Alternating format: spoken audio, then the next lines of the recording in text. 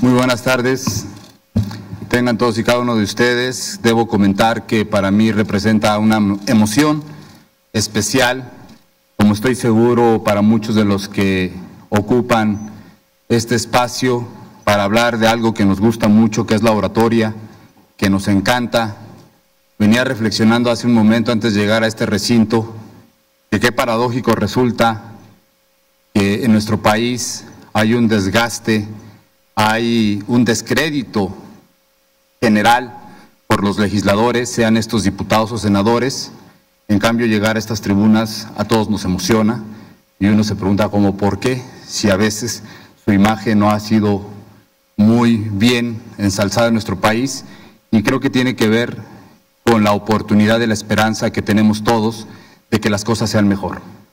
Y esa esperanza, por supuesto, pasa por la oratoria, y por eso agradezco a quienes me hicieron favor de invitarme para compartir algo que me interesa mucho reflexionar en torno a la oratoria, a los amigos que llevan años impulsando que la oratoria tenga un papel preponderante en la vida pública de nuestro país, y ustedes saben que me refiero al periódico El Universal, a la Fundación Ilia Ortiz y a quienes son artífices de estos esfuerzos y que los encabezan y que hacen una gran labor, y por eso agradezco al licenciado Enrique Bustamante y a nuestro compañero y amigo Waldo por esta oportunidad, y en el beneplácito decirles que espero, como siempre lo hago, tener 3 propósitos cuando hablo en público.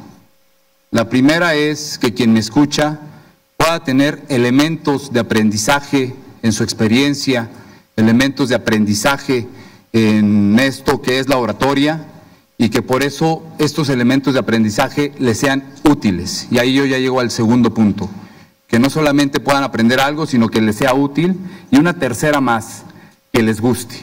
Si hoy yo logro estos 3 objetivos, de que ustedes tengan alguna oportunidad de aprendizaje con lo que voy a exponer, que ese aprendizaje les pueda ser útil y al final que les guste, pues créanme que me voy a sentir realizado, más allá de mi foto para el Facebook en esta tribuna que les decía hace rato. Uno viene pensando en qué padre esta tribuna y dices, bueno, pero tampoco, también hay que entrarle a la crítica de lo que les hablaba hace ratito, de el papel de los legisladores en México. ¿Por qué me gusta hablar de oratoria? Les voy a platicar una anécdota personal, quizá muchos me la han escuchado y sé que otros no. Cuando su servidor era pequeño, cuando yo era niño, que ya tiene algunos años, debo reconocerlo, recuerdo que mi mamá, al hablarme, y mi mamá, que era una persona de esas personas estrictas en la educación, en la disciplina, rígida, enojona pues, y me decía algo mi mamá, y me decía, oye Carlos Arturo, y yo no le entendía, y entonces le decía a mi mamá, ¿qué? Y mi mamá de inmediato me decía, chamaco mal educado, no se dice qué, se dice. Pensé que solo me había pasado a mí, pero veo que no. Miren, esta anécdota nos puede invitar a una reflexión. ¿Qué está pasando?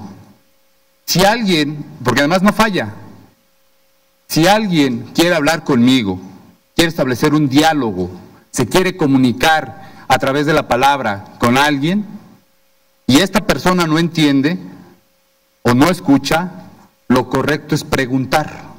Y la pregunta es, ¿qué me dijiste? En cambio, nos educaron, y por eso fue el coro, de que no se dice qué, se dice mande. Sigamos en la reflexión. ¿Qué significa esto? Que yo no sé para qué quieres hablar conmigo, yo no sé por qué quieres establecer diálogo, pero de antemano me subordino, me someto. Es decir, no te escuché, no sé qué es lo que quieras, pero mande, que quiere decir ordéname. Y luego le agregaban, mande usted, el tonito es importante. Y ustedes como oradores lo saben. Y entonces era el mande usted, es decir, no sé para qué quieres hablar conmigo, pero dame órdenes. Estoy dispuesto a escucharte. ¿Y saben cuál es el origen de ello? Seguramente lo recuerdan.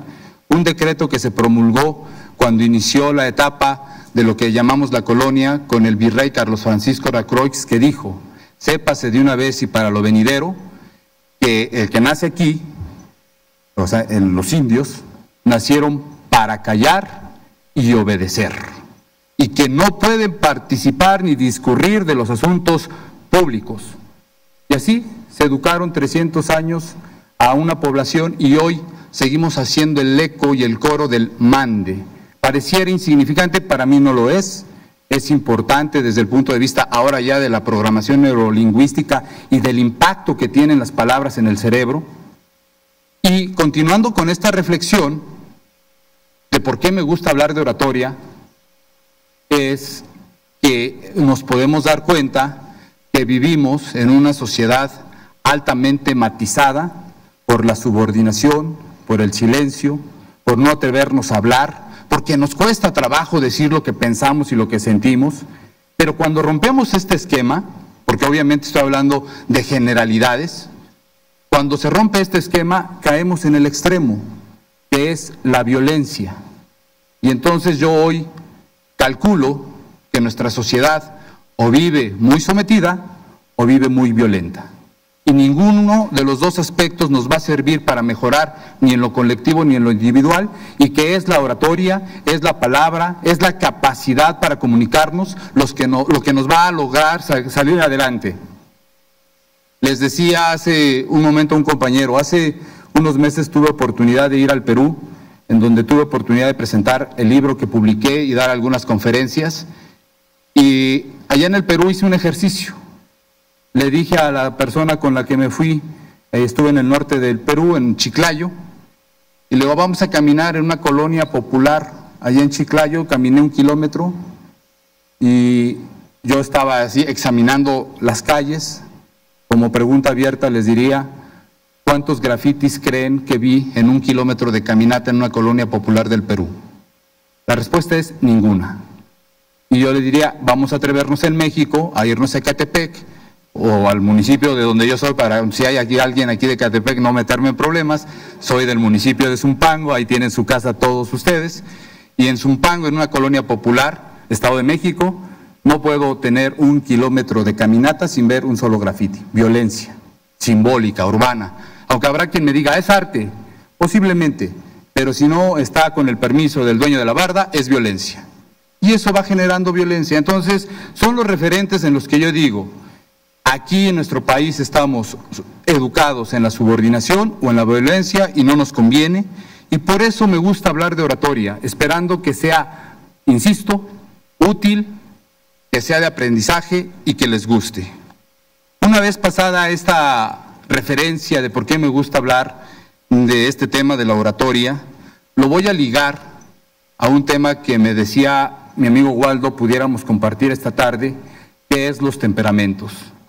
Y traía algunos videos que quería proyectar, los vamos a sintetizar, nos ajustamos perfectamente a la dinámica. Además sé que seguramente hay cierto cansancio, pero aún así me atreveré a exponer esta parte que a mí me interesa mucho, porque cuando yo tengo un alumno que es muy circunstancial, pero cuando tengo, mejor dicho, cuando tengo un compañero al cual le puedo enseñar oratoria, les digo, nunca trates de imitar a nadie, porque terminarás siendo una triste caricatura de ese alguien.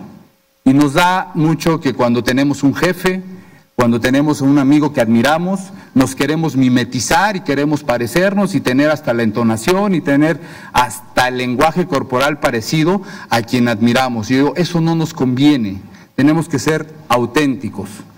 Y eso se va a reflejar en el ejercicio de la comunicación, porque, insisto, somos muy dados a tener imitadores, no por falta de creatividad, sino porque eso luego son nuestros referentes.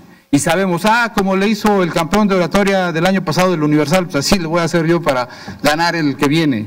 Y entonces empezamos en una competencia de comparación y no de aprovechar nuestro verdadero potencial. Y entonces les voy a platicar otra anécdota ya para hablar ahora sí de la teoría de los temperamentos, que surgió en la escuela clásica de Grecia con Hipócrates. Después la articula muy bien Aristóteles, lo habla incluso en su estudio de la retórica, y ya después se va a un campo del conocimiento propio de la psicología, como es en Alemania con el doctor Hermann Noll, y nos habla de que todos y cada uno de los seres humanos tenemos 4 tipos de temperamentos. Y nos dice Hermann Noll, todos tienen estos 4 tipos de temperamentos, alguno va a resaltar sobre los demás, o 2 o 3, en fin. Y vamos a ejemplificarlo también con otra anécdota. Vamos a imaginarnos que en un espacio hay 4 comensales, están comiendo en una mesa cuadrada, están con una comida extraordinariamente deliciosa, con una plática entre ellos muy dinámica, muy asertiva, escuchando música. El espacio es, ¿qué les puedo decir? Tipo curules aquí en el Senado, extraordinario. Se la están pasando de maravilla en esa comida. Ha terminado la comida, como le llamamos, el plato fuerte, llegó la hora de los postres, y le dicen a un niño, Waldo, era el niño, se llamaba, ve por los postres. Y ahí va Waldo por los postres, recoge, no es su amigo, por supuesto, estoy hablando de otro Waldo, y va a la cocina, entra, y justo cuando llega donde está la mesa de estos 4 comensales, el niño se tropieza, se resbala, se cae, se le caen los postres, se caen las charolas de los postres, se rompen incluso las vasijas de los postres y se acabó el postre. Es un momento coyuntural, por decirlo así, en esa comida, que genera 4 reacciones distintas. ¿Cuál podría ser una de ellas? Alguien que me ayude. El enojo. Chamaco baboso, perdón por la palabra, pero digamos cuando se enojan, depende del grado del enojo, pero aquí vamos a decirlo coloquialmente, chamaco baboso, ¿por qué no te fijas? Enojo, una reacción al momento. Hay otra más, por ahí escuché. Risa, por supuesto, ja, ja, ja, chamaco baboso también, y se ríe. No, qué mal el nombre, lo cambio, se llamaba Carlitos el niño, para no volverme a tener problemas. Por favor. Comprensivo o preocupación. Carlitos, ¿qué te pasó? Y entonces ahí es una reacción al momento. Una más. Tristeza, duda o, les voy a decir, para llegar rápido al tema, indiferencia. Ah, se cayó Carlitos, no pasa nada, ni modo, no hay postre, a lo que sigue. Entonces son 4 reacciones que en la teoría de los temperamentos dicen son al momento, son naturales. Y ahora sí se los describo. El que se ríe, se lleva, dicen, ¿verdad? Bueno, pero aquí en esta teoría, el que se ríe va a tener un temperamento que se le va a llamar en esta teoría sanguíneo. El que se enoja va a tener un temperamento colérico. El que se preocupa va a tener un temperamento melancólico. Y el que parece que no le importó, su temperamento va a ser flemático. Ahora, flemático, de flema, como los ingleses que se toman su té a las 5 de la tarde, como pareciera que el mundo no está en guerra, así les pasaba en la Segunda Guerra Mundial. Pero bien, esta parte de los temperamentos ¿tiene que ver con la oratoria? Y yo les voy a decir, por supuesto que sí. Vamos a desarrollar un poco las personalidades de los temperamentos en la oratoria. Porque una cosa es el temperamento, en esta teoría dicen, el temperamento es cómo naces, así nacieron, coléricos. Dicen que el colérico, si pasa la mosca, se enoja, pero si no pasa la mosca, también se enoja. Así está en su naturaleza. El melancólico, si no ha pasado la mosca, pues se preocupa. Y si no ha pasado la mosca, también se preocupa.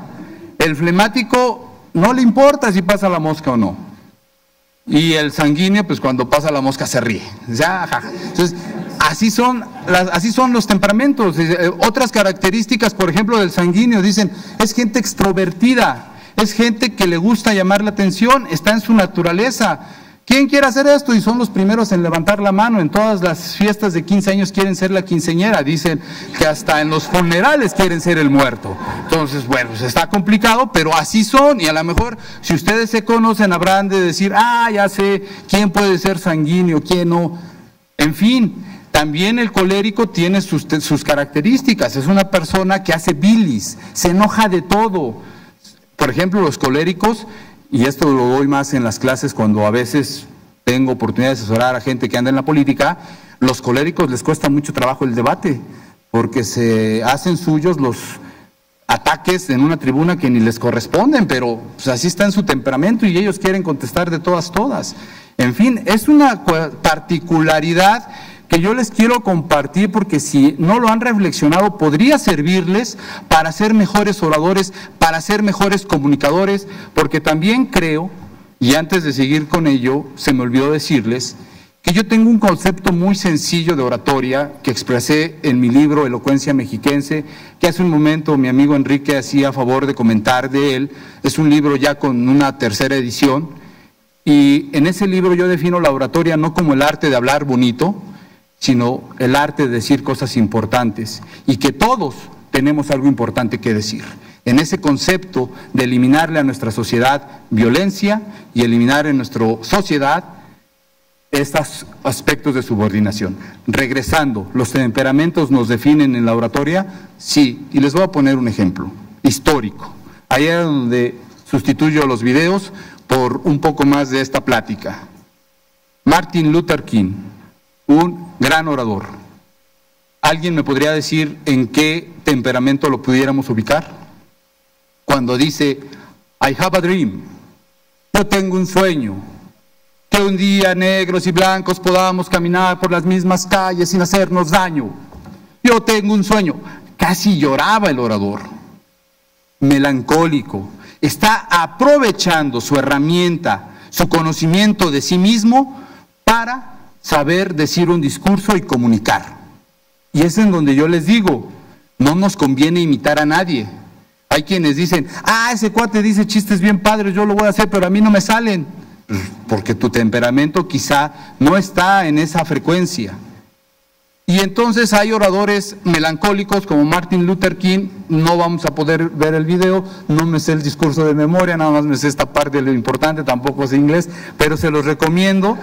Cuando ustedes puedan, vean sus discursos. Yo sí se los traía, pero no hay problema, véanlos de tarea y vean cómo Martin Luther King, el lenguaje corporal, el lenguaje verbal, el lenguaje paraverbal, tiene un matiz melancólico.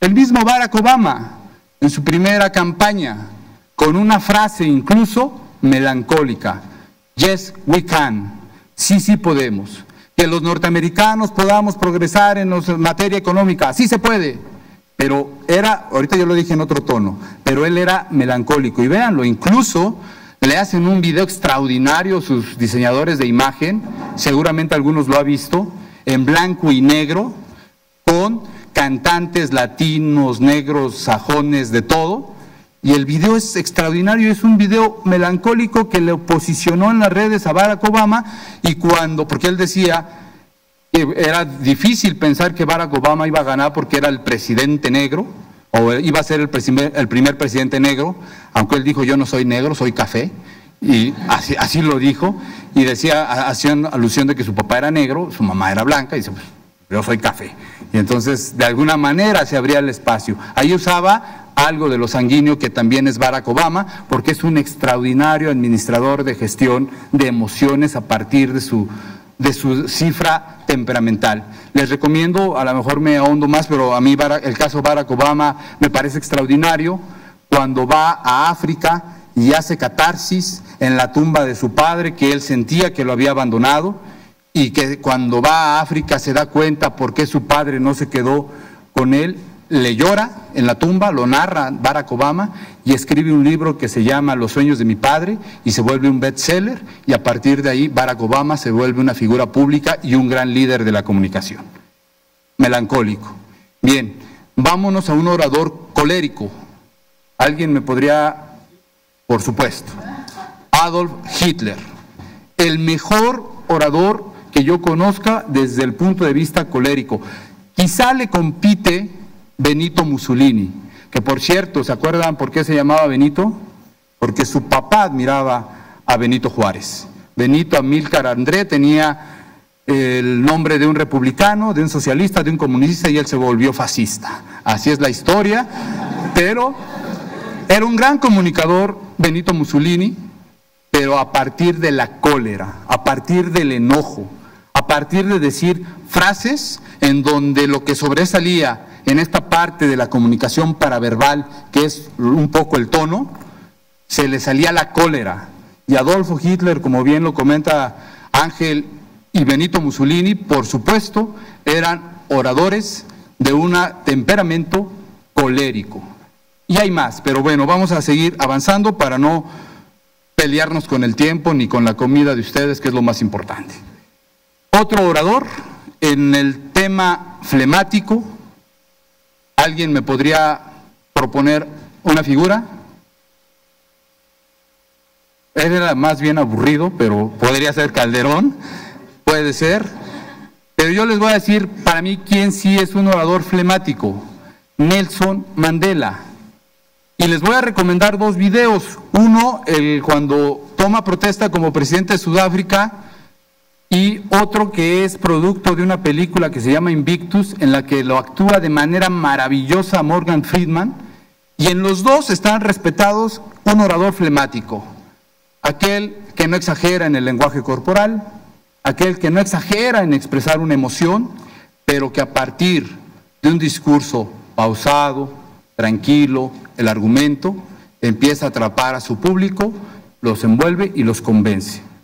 Y hay una anécdota muy relevante de este orador flemático. Cuando él ya es presidente en Sudáfrica, la raza negra quería un ánimo de venganza sobre los blancos de Sudáfrica por el apartheid, ¿se acuerdan? Y entonces Nelson Mandela emprende una política de conciliación. Dice: nada de enojarnos, nada de venganzas. A su pueblo, a los negros que habían tenido años de abuso, años de atropello, les dice: no es así. Y va logrando convencerlos. Y les digo, en el video que pueden ustedes ver, yo lo traía, se ve cómo hay un orador flemático en plena acción, convenciendo a la gente de sus ideas y de sus sentimientos. El último orador, me falta este es el que más me gusta a mí, el sanguíneo. ¿Alguien que me pueda recomendar o sugerir un orador sanguíneo? Les voy a decir quién: Hugo Chávez Frías. ¿Se acuerdan cuando llega a la ONU? Llega, se pone así en pausa, ve su reloj, recomienda un libro, Noam Chomsky, y le dice, seguramente ya lo leyó, presidenta, léalo. Lo quería leer, pero por tiempo. Se lee rápido, dice Hugo Chávez. Y la gente se está riendo. Ustedes vean esos videos desde esta óptica y vean cómo provoca la risa. ¿Qué quiere decir? Es un comunicador, es un orador. Y luego ya se avienta su frase famosa. Tenía conflicto con George Bush, y un día antes había estado George Bush en la tribuna, fíjense ustedes, la tribuna más importante del contexto internacional de las Naciones Unidas. Y ahí Chávez diciendo: aquí huele a azufre, el diablo estuvo aquí, porque George Bush, a quien yo llamo el diablo, y empieza, y la gente así como ahorita se están riendo. Dices, bueno, es un gran orador, pero además trae un argumento impecable. Y bueno, pues para mí es otro gran ejemplo de un orador sanguíneo. Ahora, ¿por qué les digo esto? Porque si cada uno de nosotros tiene, según estas teorías, en nuestro código estos 4 temperamentos, más nos vale descubrir en qué perfil podemos caminar mejor, cuál es el que nos toca a nosotros en nuestra naturaleza, para a partir de ahí potenciar nuestra comunicación. Porque incluso desde la construcción del discurso, ya en el análisis del discurso, no es lo mismo convocar, exigir, pedirles un favor, que puede ser lo mismo, pero que de acuerdo a tu tono temperamental te va a salir mejor, porque está en tu naturaleza y esa no la puedes evitar, esa la vas a comunicar, es un flujo que se hace. José Muñoz Cota lo llamaba esa magia entre el que habla y el que escucha, ese flujo. Y yo creo que a partir de este conocimiento de los temperamentos se puede saber cómo podemos mejorar nuestras habilidades de comunicación Desde el punto de vista de la oratoria, sí, para ganar concursos, que siempre dignifica y siempre representa un gran reto, pero todavía más. Esa oratoria conversacional que nos va a ayudar a comunicarnos mejor entre personas, y como yo lo expreso casi siempre que hablo de oratoria, creo que el arte de la palabra nos permite ser mejores tanto en lo personal como en lo colectivo, y que a este país le hace falta mucho que tengamos más oportunidades y mejores niveles de comunicación. Por eso somos muchos los que creemos que la oratoria debe de estar en el sistema educativo mexicano, porque hay quienes, y estando aquí o en otras tribunas, no saben ni pronunciar su nombre para comunicar bien.